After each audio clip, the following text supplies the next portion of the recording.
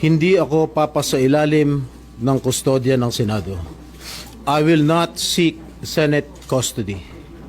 Hindi ko gagamitin ang Senado bilang panangga laban sa mga aligasyon sa akin.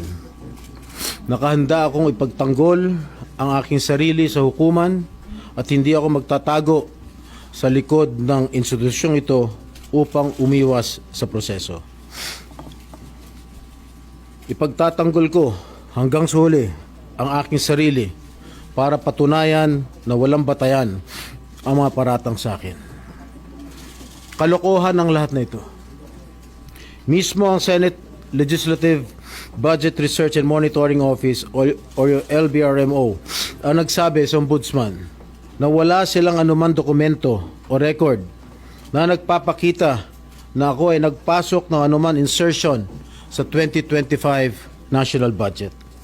Ang mahalagang impormasyon nito ay kinilala pa mismo ni dating Senate Blue Ribbon Chairman Senator Panfilo Lacson bilang isang makabuluhang ebidensya na sumasalungat sa mga aligasyong ibinabato laban sa akin. So how can the Office of the Ombudsman file a plunder case against me when I am not even alleged to be part of or the mastermind of the supposed scheme?